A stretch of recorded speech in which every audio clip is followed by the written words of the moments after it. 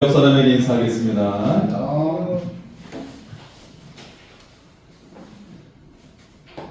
예, 6월 달에 하나님의 크신 은혜의 역사가 일어나는 여러분의 삶과 가정이 될 수 있기를 축복합니다. 제가 학창 시절에 마당이 있는 집에서 살았어요. 예, 마당이 꽤 넉넉했는데요. 거기에 무화과도 있었고 큰 감나무가 있었습니다. 예. 그래서 그 가을이 되면 감나무에 감이 아주 예쁘게 열렸었죠.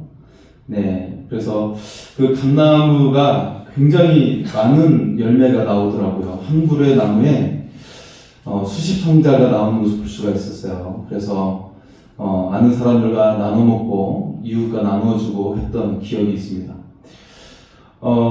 첫 번째 성경인 창세기를 보면 반복되는 표현이 있는데 바로 번성하리라라는 그런 표현입니다. 그런데 이 번성하다라는 표현이 아마도 이 나무의 열매를 보고 말하지 않았을까 그런 생각을 하게 됩니다. 네, 나무에 이렇게 알알이 맺혀 있는 그 열매를 보고 말씀하지 않았을까 그런 생각을 해보게 됩니다. 시편 1편에 보면 복 있는 사람이 누구인지 소개를 하고 있어요. 바로 하나님을 사랑하고 그 말씀을 지키는 자가 복 있는 사람이라고 말씀하고 있죠. 거기에 복 있는 사람에 대해 한 이미지를 소개하고 있는데 그것은 시냇가에 심긴 나무가 그 나무처럼 하는 모든 일이 다 형통할 것이라고 말씀을 하고 있는 것이죠. 자, 시냇가에 심긴 나무. 시냇가에 심긴 나무는 여러분, 좀처럼 시들지 않고 또 가뭄에 들지 않고 크게 자라는 것을 그 나무의 형상을 통해서 그가 바로 복 있는 사람이고 하나님의 말씀을 사랑하고 하나님을 사랑하는 사람이라고 그렇게 말씀을 하고 있는 것이죠. 하나님께서 우리에게 약속을 주실 때 그와 더불어서 우리에게 이미지를 심어주는 경우가 많이 있습니다. 특히 자녀가 없던 아브라함에게는 밤하늘의 별들을 먼저 보여주셨어요. 그렇게 이렇게 말씀하셨죠. 아브라함아, 밤하늘의 별들을 보고 있느냐? 이 별들을 셀 수 있느냐? 너의 자손이 이와 같이 될 것이다. 그렇게 말씀을 하셨죠. 예. 자, 하나님께서 여러분에게도 이런 약속을 주실 줄 믿습니다. 예, 저는 용정에서 의료선교팀에 함께 갔을 때 밤하늘의 별들이 그렇게 쏟아지는 걸 처음 느꼈어요. 예, 여러분 혹시 몽골이나 혹은 지금은 중국이 많이 발전돼서 지금 좀 다르겠지만요. 2001년도에 용정에 갔을 때는 그때는 발전이 별로 안 됐거든요. 중국이. 밤하늘의 별이 쏟아질 것 같더라고요. 거기 가로등 자체가 없어가지고 밤에 가는데 밤하늘의 별이 쏟아지는 걸 직접 봤습니다. 마치 우주에 떠 있는 것 같은 그런 느낌이에요. 네, 그런 경험을 해본 적 있습니까? 그런 느낌을 아브라함에게 주시면서 너의 자손이 이와 같을 것이다 이렇게 말씀하신 거예요. 자, 오늘 본문은 매우 특별한 사실이 강조되고 있어요. 자, 오늘 우리가 읽었던 말씀 바로 1절에 앞에 있는 1절에 아브라함의 나이를 소개하며 시작되고 있는데요. 1절에 보면 아브라함이 99세 때에 여호와께서 아브라함에게 나타나서라고 말씀을 하고 있어요. 여기에 담긴 의미를 한번 생각해 보세요. 99세. 노인에게 약속을 주시고 계시죠? 그런데 그 약속은 99세의 나이를 가지고 있는 사람과는 전혀 어울리지 않는 약속을 주시고 계세요. 그 약속은 무엇일까요? 너를 크게 번성하게 하리라 라는 약속입니다.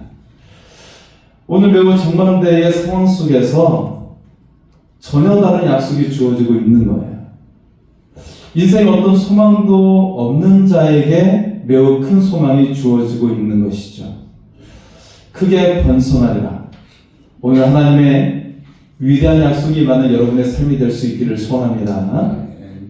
자, 오늘 말씀 첫 번째로 하나님은 상식을 넘어 역사하신다라는 겁니다. 자, 우리 1절의 말씀 한번 읽어보겠습니다. 예, 우리 1절입니다. 같이 읽습니다. 아브라함이 99세 때에 여호와께서 아브라함에게 나타나서 그에게 이르시되 나는 전능한 하나님이라 너는 내 앞에서 행하여 완전하라. 아멘. 만약에 여러분의 나이가 99세라면 여러분 어떤 느낌이 드시겠습니까? 여러분의 나이가 99세예요. 그럼 여러분 어떤 느낌이 드시겠어요? 새해가 시작됐는데 내가 99세가 되었다 하면 여러분 희망이 샘솟습니까? 예, 개인적으로 저는 99세라고 한다면 물론 그 이전에 생각해야 될 것이지만 인생을 마무리할 때라고 생각이 들 것 같아요. 왠지 99세라는 숫자는 무언가 인생의 벼랑 끝에 서 있는 그런 느낌이 들게 하는 나이일 것 같다라는 생각입니다. 그런데 하나님은 전혀 다른 관점을 주시고 계시죠. 마치 새로운 인생으로 도약하는 약속의 말씀을 그에게 주시고 계십니다. 이렇게 하나님께서 우리에게 깨닫게 하시는 것이 있어요. 하나님은 상식을 뛰어넘어 역사하신다는 겁니다. 한번 따라서까요? 하나님은 상식을 넘어 역사하십니다. 여러분 혹시 내가 일이 잘 안 되고 좀 성적이 부족하다 할지라도 낙심해서는 안 됩니다. 하나님은 상식을 넘어 역사하시기 때문에 그렇습니다.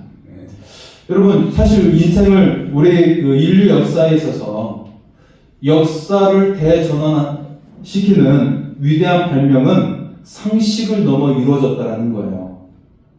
여러분 한번 정부를 보세요. 정부가 발명되었다는 것은 우리의 시간이 연장되었다는 것을 의미하거든요.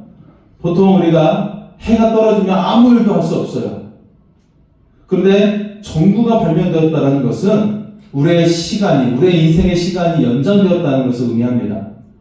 여러분 한번 정부를 보세요. 정부의 역사는 대략 한 100년 정도가 되죠. 인간의 역사에 정부가 사용한 것은 얼마 되지 않아요. 수천 년의 역사 동안에 인간의 역사의 정부의 기간은 얼마 되지 않습니다. 우리 할아버지 할머니들은 호롱불을 사용하시다가 아마 전기가 들어왔을 거예요. 여러분 호롱불 보셨죠? 저도 희미하게 기억이 있습니다. 촛불을 사용하는 시대에 전구를 사용하게 되었다라는 이야기는 상식적이지 않는 이야기예요. 전기가 콘서트만 켜면 전기가 들어온다고? 불이 켜진다고? 이거는 상식적이지 않은 이야기였어요. 하지만 이 위대한 발명은 상식을 넘어서 일어나게 된 것이죠. 자동차와 비행기도 마찬가지예요. 인간의 역사에 있어서 이 또한 100년이 채 되지 않는 시간이죠. 그 전에 사람들에게 말보다 빨리 달리는 기계가 있다라는 이야기는 믿을 수 없는 이야기예요. 상식에 맞지 않는 이야기인 것이죠. 그런데 인간의 역사를 바꾸었어요. 지금은 KTX 굉장히 빨리 서울에서 부산까지 2시간 20분이면 가지 않습니까? 여러분의 손에 들린 것은 무엇인가요? 스마트폰이죠. 처음 스티브 잡스가 아이폰을 소개할 때 사람들은 믿지 않았어요. 사람의 손에 컴퓨터가 들어온다고? 이것은 상식적이지 않은 이야기였어요. 이때 사용한 말이 바로 혁신이라는 단어였죠. 스티브 잡스는 혁신이라는 단어를 사용했어요. 위대한 발명은 상식을 넘을 때 이루어지게 되었습니다. 인간 역사의 새로운 전환점은 상식이 아니었어요.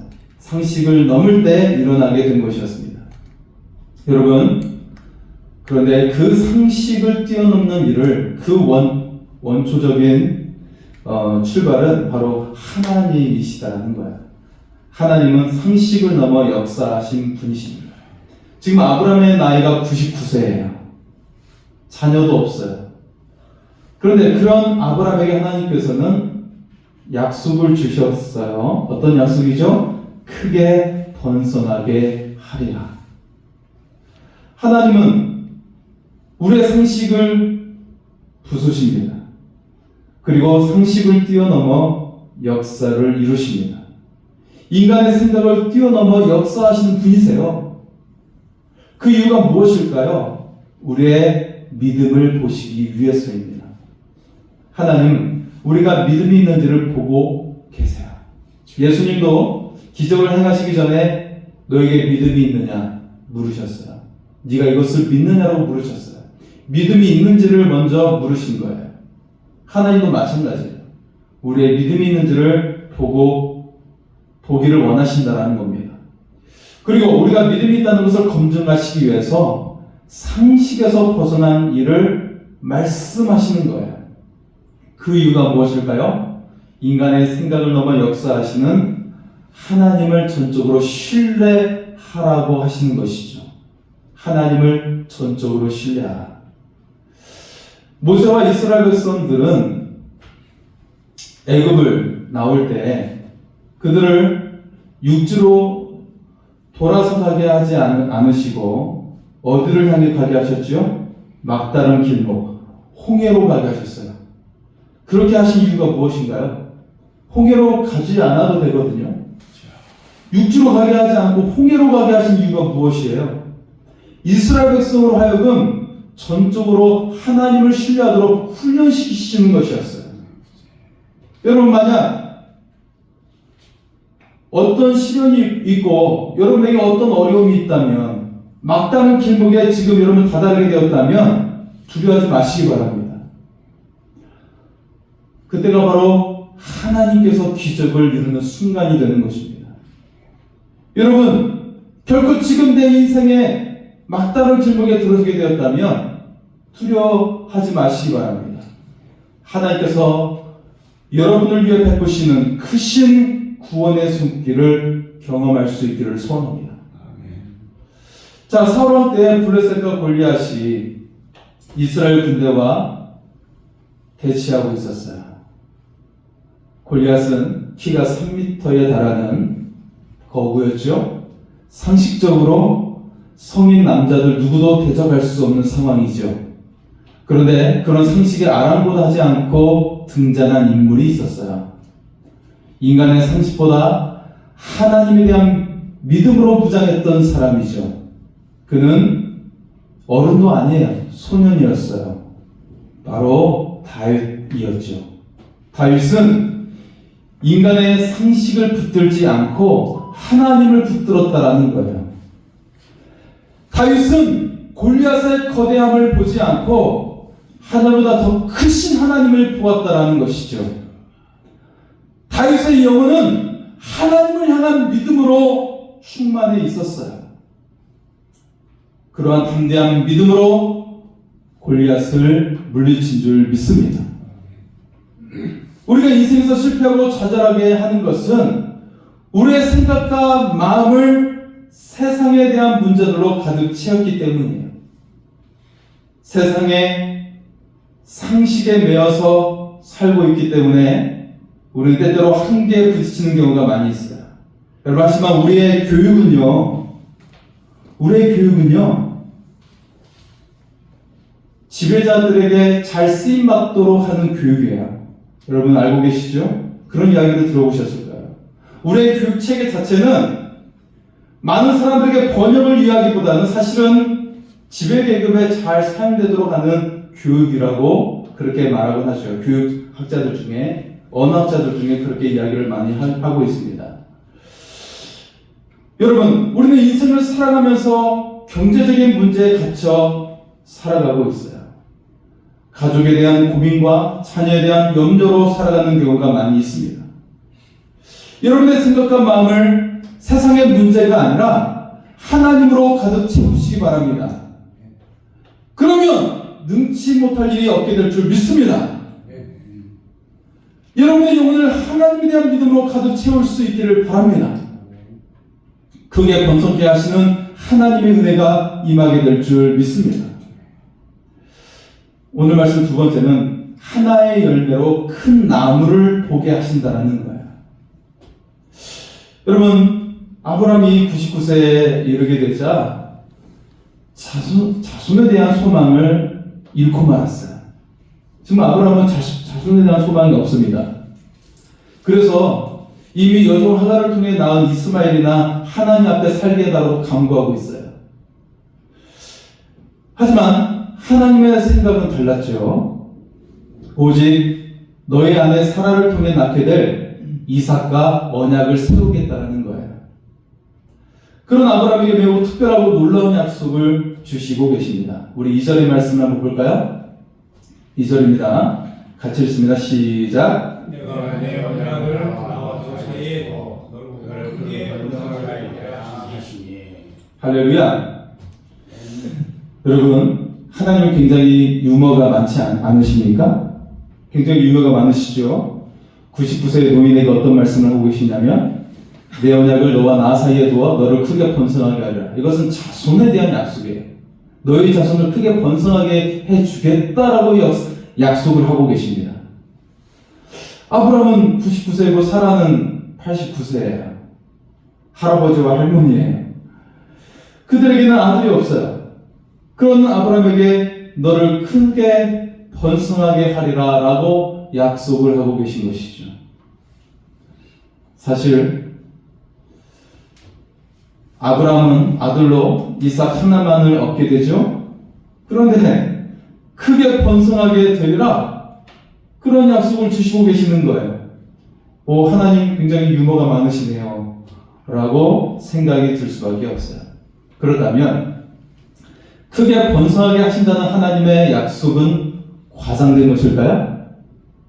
하나님 뻥치지 마세요 라고 생각해야 될까요? 도대체 이 약속의 의미는 무엇일까요? 먼저 첫 번째는 천국의 원리를 말씀하고 계시는 거예요. 우선 약속에 앞서 하나님은 매우 중요한 천국의 원리를 말씀하고 계세요. 이 천국의 원리는 바로 믿음의 원리입니다. 매우 작은 것으로 크고 위대한 천국이 만들어진다는 것이죠. 마찬가지로 매우 작은 믿음의 결단으로 위대한 믿음의 역사가 일어난다는 것을 말씀하고 계시는 겁니다. 여기에 공통점이 있는데요. 어떤 공통점이 있을까요? 매우 작은 것에서 천국이 시작된다는 거예요. 결론적으로 천국과 믿음은 농작의 원리로 작동이 됩니다. 이미 천국의 모습을 하나님은 우리의 일상 속에 보여주셨어요. 즉, 겨자씨 하나를 믿음으로 심으면 거대한 나무로 자라게 된다는 것이죠. 그런데 이걸 무시하고 이 씨앗을 먹으면 그 나무는 사라지게 되는 거예요. 자랄 수가 없어요. 이것을 다른 의미로 말하면 여러분, 일상의 작은 습관이 위대한 인생이 되게 하는 겁니다. 이 작은 습관을 무시하면 위대한 인생으로 나올 수 없는 거예요. 오늘 여러분의 작은 삶, 이 하루의 작은 일상이 1년 뒤에 혹은 10년 뒤에 여러분의 인생을 위대한 삶으로 나오게 하는 거예요. 겨자씨 하나는 작은 습관을 말하고 있는 거예요. 우리의 작은 습관이 깨지면, 무너지면 위대한 인생은 나올 수 없어요. 결코 나올 수 없어요. 그것을 겨자씨와 더불어 주님은 우리에게 말씀하고 있는 거예요. 아브라함은 오직 이삭 하나만을 낳게 되었죠. 그런데 하나님은 그 자체로 크게 번성할 것을 약속하고 계시는 거예요. 즉 이삭이라고 하는 하나의 열매를 큰 나무로 보신 거예요. 예수님도 제자들에게 겨자씨를 보여주시며 말씀하셨어요. 이 겨자씨와 같은 믿음이 있다면 산을 옮기게 될 거야 라고 말씀하셨어요. 오병이어의 기적도 마찬가지예요. 이 도시락은 소녀가 가져왔지요. 아마 소녀의 가족의 도시락이었을 거예요. 가족이 엄마가 야 그냥 이거 드려, 이거 그냥 예수님께 드려 라고 하셨을 거예요. 중요한 것은 이 소녀의 헌신이 현장에 모여있는 남자 장정의 수만 5,000명이 넘는 사람들이 먹고도 12광주리가 남았다는 것이죠. 아마 실제 여기 모인 숫자는 여성과 아이들 포함해서 12,000명 내지는 15,000명 정도 됐을 거예요. 그들을 먹이고도 남고 12광주가 남았다라는 것이죠. 여러분, 천국이 시작되는 것은 우리의 작은 성민과 헌신을 통해 시작된다는 것이에요. 이것이 바로 우리에게 주시는 믿음의 원리입니다. 자, 이것을 아브라함을 통해 우리에게 보여주시고 계시는 거예요. 그리고 두 번째는 하나님의 백성의 시작을 말씀하고 있어요. 믿음의 아들 이삭을 통해 이스라엘이 탄생이 된다는 것이죠. 하나님을 믿는 하나님의 백성이 탄생이 된다는 거예요. 이제 아브라함과 이삭을 통해 이어지는 믿음의 계보로 크게 번성하게 된다는 것이죠. 오늘 여러분은 믿음의 계보 안에 들어와 있습니까? 이 믿음의 계보가 우리를 통해 또한 이루어짐을 볼 수 있기를 소원합니다. 그리고 세 번째 의미는 교회가 열방을 품게 될 것이라고 말씀하고 있는 거예요. 바울을 통해 이방인의 전도의 문이 열리게 되었어요. 이를 통해 엄청난 열매가 맺어지게 되었는데 그 열매는 무엇일까요? 이방인 선교가 시작되면서 하나님 신앙이 유대교를 넘어서 세계 종교가 된 것입니다. 기독교가 세계의 종교가 된 것이죠. 크게 번성하리라. 이 말은, 이 약속은 교회가 열방을 품게 될 것을 약속하고 계신 거예요. 아브라함아, 너의 이 믿음을 통하여 장차 교회가 서게 될 것인데 이 교회가 열방을 품게 될 것이다. 이 말씀을 하고 계신 것입니다. 자, 오늘 말씀 세 번째는 약속을 믿는 자를 큰 자가 되게 하신다는 것입니다. 아브라함은 떠돌아다니는 유목민이었어요. 자신을 보호하는 국가가 있는 것이 아니라 스스로 보호해야 했죠. 아브라함은 자신을 아버지라고 부르는 자녀가 없었어요. 물론 이스마엘이라는 아들이 있었지만 정식 자녀가 아니었죠. 그런 아브라함에게 놀라운 약속이 주어지고 있어요. 우리 4절과 5절의 말씀을 한번 볼까요? 4절과 5절입니다. 같이 읽습니다. 시작. 아브라함의 언약이 너와 함께 있으니 너는 여러 민족의 아버지가 되리라. 이제부터는 내 이름을 아브라함이 아니하고 아브라함이라 하리니 이는 내가 너를 여러 민족의 아버지가 되게 함이니라. 아멘. 아브라함 이름이 바뀌고 있죠. 이것은 아브라함의 삶의 지경이 넓어졌음을 말씀하고 있어요. 그렇죠? 아브라함이 아브라함으로 바뀌었는데 아브라함은 큰아버지라는 뜻이고 아브라함은 열방의 아버지라는 이름의 뜻이죠. 하나님은 약속을 믿는 자를 큰 자가 되게 하십니다. 우리가 스스로 큰 자가 될 수 있는 것이 아니라 약속을 믿는 자에게 큰 자가 되게 하시는 거예요. 이것을 다른 말로 하면 하나님께서 비전을 주신 자가 큰 자가 될 수가 있다는 것입니다. 비록 아브라함에게 자녀가 없지만 아브라함은 하나님을 믿었어요. 그 믿음이 아브라함을 의로운 자로 인정받게 되었고 약속의 아들을 낳는 축복을 받게 되었죠. 아브라함을 통해 낳게 될 아들은 메시아의 조상이 되었고 온 인류를 구원하는 그리스도의 조상이 되었습니다. 자, 하나님의 약속을 믿는 자를 하나님은 큰 자가 되게 하십니다. 믿음의 사람들은 작은 자였지만 약속을 믿고 큰 자가 된 사람들이었어요. 모세는 죄인이었어요. 살인을 저질러서 광야로 도망을 갔고 그는 양을 치며 나이가 들었습니다. 양을 치며 나이 들었어요. 이제 젊은 기력이 다 빠지고 말았죠. 하지만 모세는 하나님의 부르심에 순종하였고 이스라엘을 출애굽시키는 위대한 지도자가 되었습니다. 나이 들고 지혜도 없고 힘이 다 빠진 상태였는데 오히려 하나님께 순종하자 그는 하나님의 백성을 출애굽시키는 위대한 지도자가 될 수가 있었던 것이죠. 여호수아는 모세의 종에 불과했어요. 이스라엘 백성이 종종 불순종했을 때도 여호수아는 모세와 하나님의 말씀을 늘 따랐죠. 붙잡았습니다. 평생에 그는 하나님의 말씀을 붙잡았어요. 그리고 여호수아는 가나안 땅을 정복하는 지도자가 되었습니다. 여러분, 예수님의 제자들은 대부분 갈릴리 촌동네 사람들이었어요. 사실 이 갈릴리라는 지역은 솔로몬 시대에 성전을 짓기 위해 백향목을 빌려고 하는 그런 상황 속에서 돈을 지불하지 못한 상태에서 이 갈릴리 땅을 떼주려고 했던 것이죠. 야, 이거 가지십시오. 예, 그렇게 변방에 위치했던 촌동네 갈릴리, 그곳 출신들이 바로 예수님의 제자들이었어요. 또한 그들 중에 대부분은 어부 출신들이었죠. 하지만 그들이 예수님 말씀에 순종했을 때 로마와 세상을 굴복시키는 믿음의 지도자들이 된 줄 믿습니다. 성경에 소개된 믿음의 사람들은 완벽한 조건을 갖춘 사람들이 없었어요.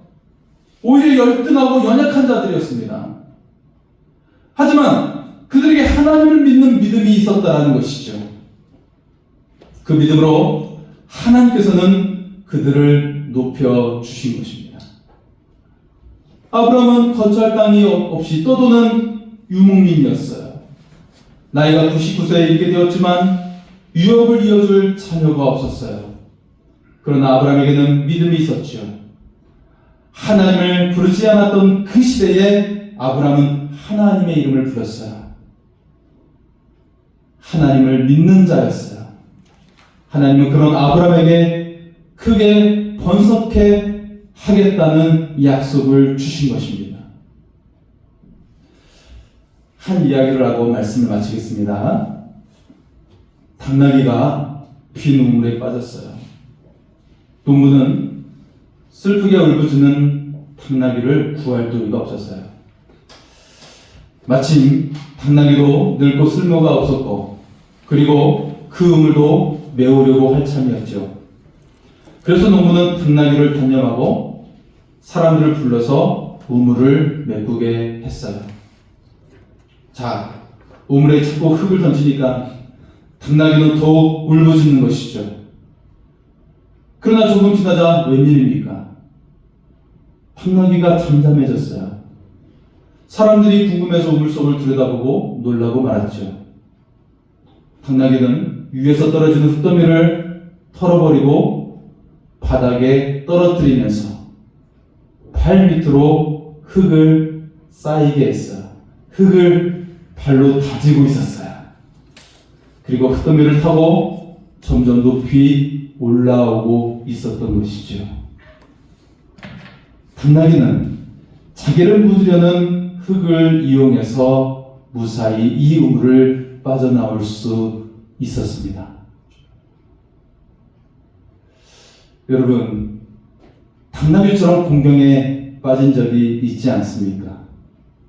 때때로 사람들이 우리 인생을 흙더미에 던지면서 우리를 덮으려 할 때가 있어요. 그 상황에서 하나님을 믿으며 지혜와 용기를 얻으시기 바랍니다. 하나님의 신실하신 약속을 붙들 수 있기를 바랍니다. 우리를 사랑하시고 우리의 편이 되시는 그 하나님을 우리가 붙들 수 있기를 바랍니다. 오히려 사람들이 던지는 흙더미와 고난을 통해 우리는 더욱 성장하고 높아지는 디딤돌이 될 줄 믿습니다. 지금 삶이 힘들고 어렵고 앞이 캄캄하십니까? 하나님의 약속을 믿으며 크게 번성케 하시는 은혜의 약속이 임하는 여러분의 삶이 될 수 있기를 소원합니다. 하나님께서 여러분과 함께 하십니다. 우리 시간에 아무것도 두려워 말라 찬양하고 기도하겠습니다.